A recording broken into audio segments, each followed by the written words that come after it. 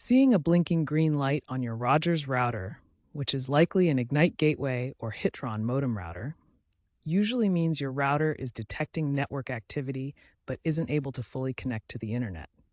First, let's try the quickest fix, a simple reboot.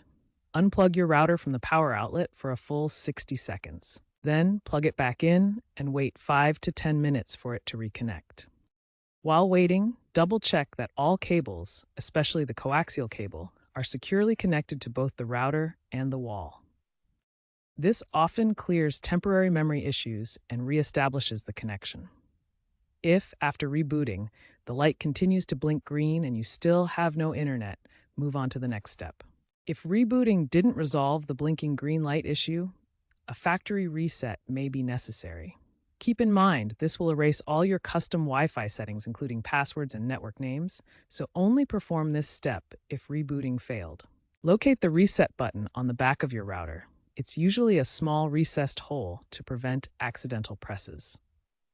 Use a paperclip or similar tool to press and hold it for 10 to 15 seconds until the router restarts.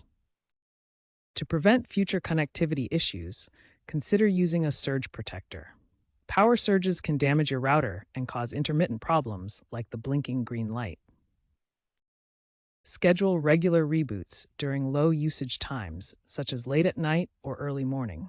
This clears the router's memory and prevents software glitches that can cause the blinking green light issue.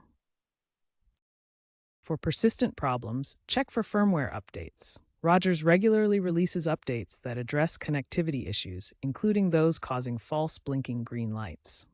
Use the Rogers app or website to download and install the latest firmware. If all troubleshooting steps fail, contact Rogers support directly.